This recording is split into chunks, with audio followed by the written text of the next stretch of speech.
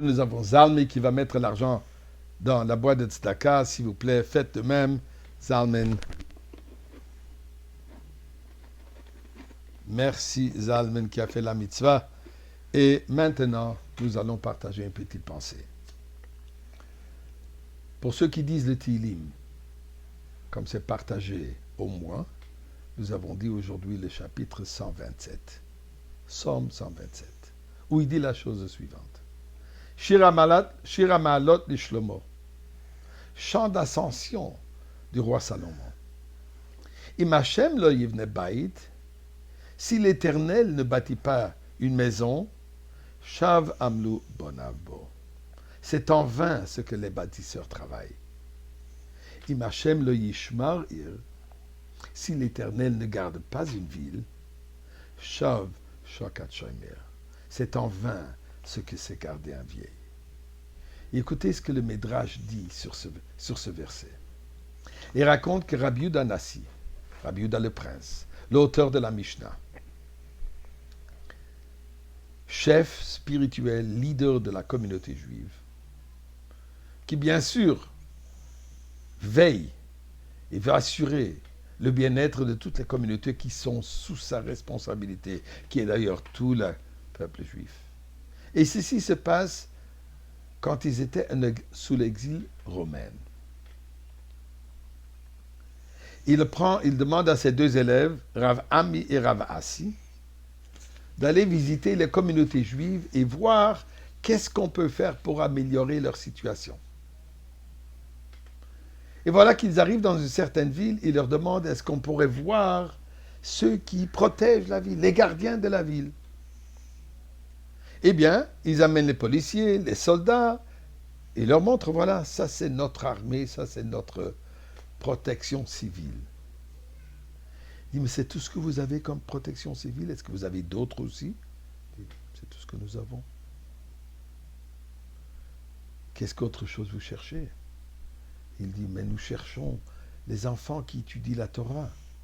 Nous cherchons les écoles, les endroits d'éducation pour les jeunes, pour les moins jeunes, les professeurs, les chachamim, que eux sont les vrais gardiens de la ville. C'est ce que le Midrash nous dit par rapport à ce verset. Mais là, il faut essayer de comprendre. D'ailleurs, dans la paracha de cette semaine, on étudie qu'il était la milchama le'uvecha. Quand il faut aller en guerre, il faut être bien armé. On va en guerre avec quoi? Avec une mezouza? On va en guerre avec un chumash, une gemara, un livre de chassidut? On va en guerre avec les armes. Et les meilleures armes qui existent. Pourtant, le pasuk nous dit qu'avant qu'ils vont en guerre, le Kohen y vient. Il les encourage en disant « Sachez que Dieu est avec vous. Ne craignez rien. Pourquoi? Dieu vous protège. » Ce que le Midrash, ce que le Tehillim, ce que la Torah nous enseigne ici, est à savoir que bien sûr nous devons faire tout de l'ordre naturel. Nous devons tout faire personnellement dans notre vie privée ainsi que dans la vie communautaire, d'assurer que tout soit conforme, que tout soit comme il se doit, que la santé soit suivie d'après ce que le médecin nous dit, la protection, qu'il y ait une bonne armée et un bon système policier, comme on a parlé hier d'ailleurs. Mais à savoir que leur force,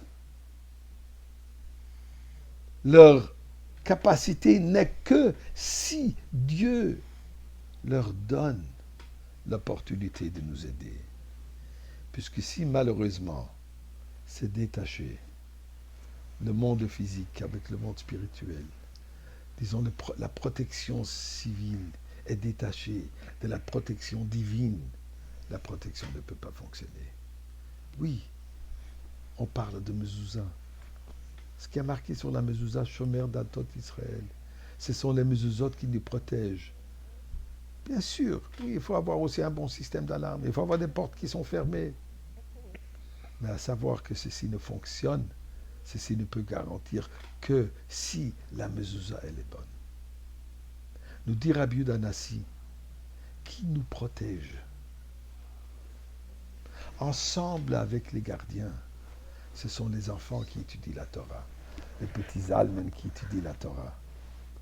Tous les petits Almen, plus petits et plus grands encore, quand eux étudient la Torah. Et quand les parents s'impliquent dans l'enseignement de la Torah, ensemble avec les enfants, c'est là où nous sommes protégés. Et surtout de nos jours, nous avons besoin de toutes les protections. Nous avons certainement besoin, Yad Hashem, la main de Dieu qui nous protège. Alors c'est le moment d'investir, c'est bientôt la rentrée, d'investir dans l'éducation de nos enfants, mais investir pas seulement financièrement, s'investir. Et c'est de cette manière que nous allons tous mériter d'être dans l'endroit le plus protégé, le plus sécure, dans le Beth Amikdash avec Mashiach.